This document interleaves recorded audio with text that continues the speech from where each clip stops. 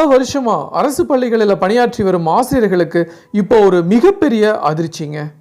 தாங்கள் பணியில் சேர்ந்த போது இல்லாத ஒரு தகுதி தேர்வை பல ஆண்டுகளுக்கு பிறகு கட்டாயமாக எழுத வேண்டிய நிலை உருவாகுமா? பல தலைமுறை மாணவர்களுக்கு பாடம் கற்றுக் கொடுத்த ஆசிரியர்கள் தங்களுடைய பணியை காப்பாற்றிக் கொள்ள மீண்டும் டிஇடி தேர்வுக்கு தயாராக வேண்டுமா? தேர்வில் வெற்றி பெறவில்லை என்றால் அவர்களின் பணி நிலை என்ன ஆகும்? ஆசிரியர்களின் பணி பாதுகாப்பு ஒரு பக்கம் இருக்குது, மாணவர்களின் கல்வித்தரம் இன்னொரு பக்கம். இந்த ரெண்டுக்கும் நடுவில் இப்போ தமிழகத்தில் மிகப்பெரிய விவாதம் வெடித்து கொண்டிருக்குன்னே சொல்லலாங்க. குறிப்பாக 2011ஆம் ஆண்டுக்கு முன்பே பணியில் சேர்ந்த ஆசிரியர்களுக்கு டெட் தேர்வு தொடர்பான கட்டுப்பாடுகள் பொருந்தும் அப்படின்னு உச்சநீதிமன்றம் தீர்ப்பு குறித்த விவாதம் ஆயிரக்கணக்கான ஆசிரியர்களின் எதிர்காலத்தை கேள்விக்குறியாக்கியுள்ளதாக ஆசிரியர் சங்கங்கள் கவலை தெரிவிக்கிறாங்க. இதனால தான் பழைய ஆசிரியர்களுக்கு முழுமையான விலக்கு வழங்க வேண்டும், தமிழக அரசு மத்திய அரசிடம் அழுத்தம் கொடுக்க வேண்டும், தேவையான சட்ட திருத்தத்தை கொண்டு வர வேண்டும், உச்சநீதிமன்றத்தை அணுகி முழுமையான விளக்கத்தை பெற வேண்டும் என்ற கோரிக்கைகள் வலுத்து கொண்டே இருக்குதுங்க. ஆனால் இந்த விவகாரத்தில் இன்னொரு மிகப்பெரிய கேள்வியும் இருக்குது. ஆசிரியர்களின் பணி பாதுகாப்பை பாதுகாப்பதோடு நமது அரசு பள்ளி மாணவர்களுக்கு தரமான கல்வி கிடைப்பதை எப்படி உறுதி செய்வது? ஒரு ஆசிரியர் தேர்வுக்காக நீண்ட விடுமுறை எடுத்தால் மாணவர்களின் கல்வி பாதிக்கப்படுமா? பல ஆண்டுகளாக பணியாற்றிய ஆசிரியரின் அனுபவத்திற்கு என்ன மதிப்பு? டெட் தேர்வு ஆசிரியரின் உண்மையான கற்பித்தல் திறனை முழுமையான அளவிட முடியுமா? இந்த தீர்ப்பின் பின்னணி என்ன? 2011க்கு முன்னாடி பணிகளை சேர்ந்த ஆசிரியர்களின் நிலை என்ன? தமிழக அரசு என்ன செய்ய முடியும்? மத்திய அரசின் பங்கு என்ன? ஆசிரியர் சங்கங்களின் கோரிக்கைகள் நிறைவேறுமா? இன்னும் குறிப்பாக சொல்லணும்னா ஆசிரியர்களுக்கான பழைய ஓய்வூதிய திட்டம் தொடர்பான கோரிக்கையும் இந்த விவகாரத்துடன் எப்படி இணைக்கப்படுது? இந்த அனைத்து கேள்விகளுக்கும் பின்னால் இருக்கும் உண்மையான நிலவரம் என்ன அப்படிங்கிறது தான் நாம் இன்னைக்கு நம்ம வீடியோவில் முழுசாக பார்க்க போகிறோம். பல ஆண்டுகளாக மாணவர்களின் எதிர்காலத்தை உருவாக்கிய ஆசிரியர்களின் எதிர்காலத்தை பற்றிய மிகப்பெரிய விவாதம்னே சொல்லலாம். அதே நேரத்தில் பார்த்தீங்கன்னா லட்சக்கணக்கான அரசு பள்ளி மாணவர்களின் கல்வியையும் பாதிக்கக்கூடிய ஒரு முக்கியமான பிரச்சனையாகவே இது எழுந்திருக்கு. ஸோ அதனால தான் இந்த வீடியோவை முழுசாக பாருங்கள், உங்களுக்கு சூப்பரான இன்ஃபர்மேஷன் கிடைக்கும். சப்போஸ் இப்போ தான் ஃபஸ்ட் டைம் நம்ம சேனலுக்கு வரீங்க அப்படின்னா மறக்காமல் நம்ம சேனலை சப்ஸ்கிரைப் பண்ணிடுங்க, கூட பெல் ஐக்கானை கிளிக் பண்ணுங்கள். அப்படின்னா தான் இது மாதிரி இன்ஃபர்மேட்டிவ் வீடியோ உங்களால் ரெகுலராக பார்க்க முடியுங்க. வாங்க வீடியோக்குள்ளே போகலாம். ஆசிரியர் தகுதி தேர்வு தொடர்பான இந்த விவகாரத்தை முழுமையாக புரிந்து கொள்ள வேண்டும்னா முதல்ல ஆசிரியர் தகுதி தேர்வு ஏன் கொண்டு வரப்பட்டது, அதன் நோக்கம் என்ன, அது நடைமுறைக்கு வந்த பிறகு ஆசிரியர் நியமன முறையில் என்னென்ன மாற்றங்கள் ஏற்பட்டன அப்படிங்கிறத நாம் முழுசாக தெரிஞ்சுக்கணும். ஒரு குழந்தைக்கு பார்த்திங்கன்னா தரமான கல்வி கிடைக்க வேண்டும் அப்படின்னா அந்த குழந்தைக்கு பாடம் கற்பிக்கும் ஆசிரியருக்கு பாட அறிவு மட்டும் இல்லாமல் குழந்தைகளின் உளவியல், கற்பித்தல் முறை, வகுப்பறை மேலாண்மை, மதிப்பீட்டு முறைகள் மற்றும் கல்வி தொடர்பான அடிப்படை அறிவும் இருக்க வேண்டுங்க. ஸோ இந்த கருத்தின் அடிப்படையில் தான் ஆசிரியர்களுக்கான குறைந்தபட்ச தகுதி மற்றும் தகுதி தேர்வு நடைமுறைகள் வலுப்படுத்தப்பட்டது. குறிப்பாக பார்த்தீங்கன்னா கல்வி உரிமை சட்டம் அமலுக்கு வந்த பிறகு நாடு முழுசும் ஆசிரியரின் தகுதி தொடர்பான ஒரே மாதிரியான தரநிலையில் உருவாக்க வேண்டும் அப்படிங்கிற நோக்கம்தான் முதல்ல முன்னிறுத்தப்பட்டது.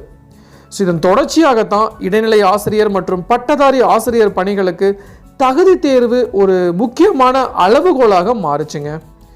இங்கு நாம் ஒரு முக்கியமான வித்தியாசத்தை புரிந்து கொள்ள வேண்டும். புதுசாக ஆசிரியர் பணியில் சேர விரும்பும் ஒருவருக்கு ஏற்கனவே பல வருஷமாக ஆசிரியராக பணியாற்றி வரும் ஒருவருக்கும் ஒரே விதிமுறையை பயன்படுத்துவது குறித்து தற்போது மிகப்பெரிய விவாதம் உருவாகிச்சு. புதிதாக பணியில் சேரும் ஒருவர் குறிப்பிட்ட கல்வி தகுதியையும் டெட் போன்ற தகுதி தேர்வையும் பூர்த்தி செய்ய வேண்டும் அப்படின்ட்டு ஒரு நடைமுறையாக இருந்தால் ஏற்கனவே பல ஆண்டுகளாக பணியில் இருக்கும் ஆசிரியர்களுக்கு பின்னர் வந்த விதிமுறைகளை எவ்வாறு பொருந்த செய்வது அப்படிங்கிறது தான் வேறுபட்ட சட்டம் மற்றும் நிர்வாக கேள்வியாக மாறுச்சு. இதை ஒரு சின்ன எக்ஸாம்பிள் மூலமாக சொல்லணும் அப்படின்னா ஒருத்தர் 2010ஆம் ஆண்டுக்கு முன்னாடியே அரசு பணியில் ஆசிரியராக பணியில் சேர்ந்திருக்கிறாரு அப்படின்னு வச்சுக்கோங்க. அவர் பல ஆண்டுகளாக பணியாற்றி வராரு, தொடர்ந்து பயிற்சியில் கலந்து கொண்டிருக்கிறார், பல தலைமுறை மாணவர்களுக்கு கல்வி கற்றுக் கொடுத்திருக்கிறார். அவரது பணிப்பதிவும் இந்த நிலையில் பல ஆண்டுகளுக்கு பிறகு ஒரு புதிய விதிமுறை கொண்டு வரப்பட்டு நீங்கள் இப்போ ஒரு குறிப்பிட்ட தகுதி தேர்வில் தேர்ச்சி பெற வேண்டும் அப்படின்னு கூறப்பட்டால் அந்த ஆசிரியருக்கு இயல்பாகவே பல கேள்விகள் எழுந்த வண்ணம் இருக்குங்க. நான் பணியில் சேர்ந்த போது இந்த விதிமுறை இல்லையே, இப்போ ஏன் என்னிடம் இந்த தேர்வு கேட்கப்படுது? பல ஆண்டுகளாக நான் பணியாற்றிய அனுபவத்திற்கு என்ன மதிப்பு? நான் தேர்வில் தோல்வி அடைந்தால் என்னுடைய பணிநிலை என்ன ஆகும்? என்னுடைய சம்பளம், பதவி உயர்வு, ஓய்வூதிய பலன்கள் ஆகியவற்றுக்கு என்ன ஆகும் போன்ற கேள்விகள் எழுவது பார்த்தீங்கன்னா இயல்பான ஒன்று தான். இதே மாதிரி தான் இன்னொரு பக்கம் மாணவர்களின் கல்வி தரத்தை பாதுகாக்க ஆசிரியர்களின் குறைந்தபட்ச தகுதி உறுதி செய்யப்பட வேண்டும் அப்படிங்கிற கருத்தும் எழுந்திருக்கு. இதனால் இந்த விவகாரம் ஒரே கோணத்தில் பார்க்க முடியாத அளவுக்கு சிக்கலானதாக மாறியிருக்குங்க.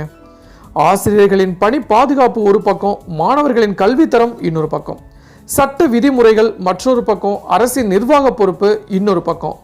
ஸோ இது மாதிரி பல்வேறு அம்சங்கள் ஒன்றோடு ஒன்று இணைந்திருக்குன்னே சொல்லலாம். இதனால தான் இந்த விவகாரத்தில் தமிழக ஆசிரியர் முன்னேற்ற சங்கம் உள்ளிட்ட ஆசிரியர் அமைப்புகள் பழைய ஆசிரியர்களுக்கு முழுமையான விலக்கு வழங்க வேண்டும் அப்படிங்கிற கோரிக்கை விடுத்திருக்காங்க.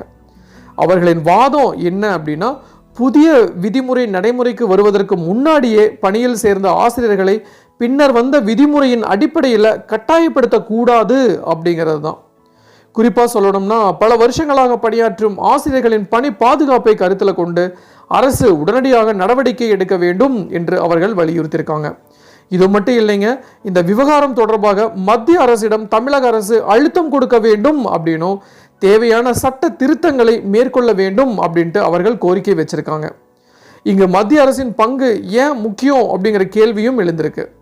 கல்வி தொடர்பான பல சட்டங்கள் மற்றும் தேசிய அளவிலான ஆசிரியர் தகுதி விதிமுறைகள் மத்திய அளவில் உருவாக்கப்பட்டிருந்தால் மாநில அரசு மட்டும் முடிவெடுக்க முடியாத சில சட்டம் மற்றும் நிர்வாக வரம்புகள் இருக்கலாம்.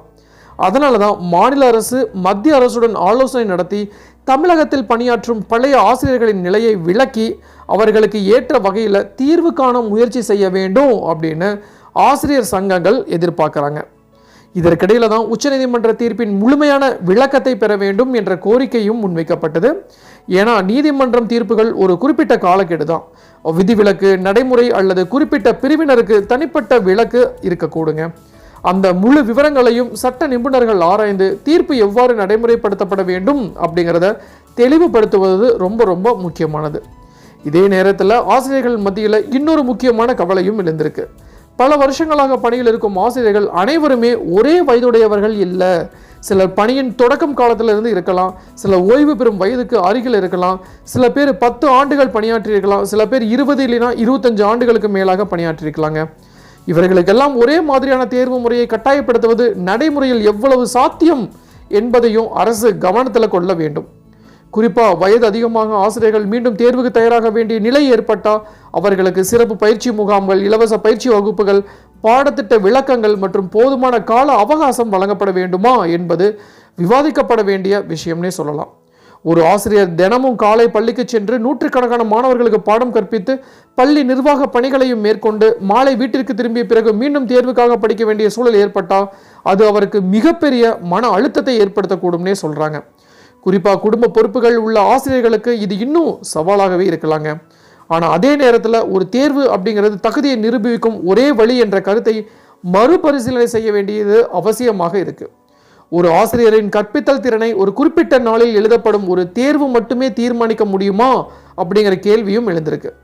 ஒரு ஆசிரியர் பல ஆண்டுகளாக வகுப்பறையில் எவ்வாறு செயல்பட்டார், மாணவர்களின் கற்றல் முடிவுகள் எப்படி இருந்துச்சு, அவர் தொடர்ந்த பயிற்சியில் பங்கேற்றாரா, புதிய கற்பித்தல் முறைகளை கற்றுக்கொண்டாரா, மாணவர்களுடன் எப்படி தொடர்பு கொண்டார் என்பதை மதிப்பீட்டில் சேர்க்க முடியுமா என்பதையும் கல்வியல் நிபுணர்கள் விவாதிக்கலாம். ஸோ ஒரு ஆசிரியர் டெட் தேர்வுகளுக்கான நீண்ட காலம் விடுப்பு எடுத்தால் அந்த ஆசிரியர் கற்பிக்கும் வகுப்புகளுக்கு மாற்று ஆசிரியர் நியமிக்கப்படுமா, பாடங்கள் தொடர்ந்து நடைபெறுமா, மாணவர்களின் தேர்வு தயாரிப்பு பாதிக்கப்படுமா என்பதையும் அரசு முன்கூட்டியே திட்டமிட வேண்டுங்க.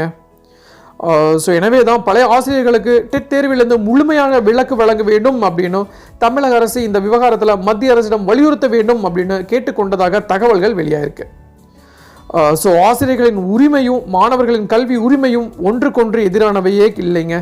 ரெண்டையும் பாதுகாக்கக்கூடிய ஒரு சமநிலையான தீர்வு தான் தமிழ்நாட்டுக்கு தேவையானது அப்படின்ட்டு நான் இந்த நேரத்தில் உங்கள் எல்லாத்தையும் கேட்டுக்கிறேன். ஸோ இதுதான் நான் இன்றைக்கி உங்களுக்கு சொல்ல வர வேண்டிய விஷயம். டெஃபினட்டாக யூஸ்ஃபுல்லாக இருந்திருக்குன்னு நினைக்கிறேன். ஸோ மீண்டும் இன்னொரு நாள் இது மாதிரி சுவாரஸ்யமான இன்ஃபர்மேட்டிவ் வீடியோவுடன் உங்களை சந்திக்கும் வரை உங்களிடமிருந்து விடைபெறுவது உங்கள் மஞ்சள் மாநகர மைந்தன் சிவா.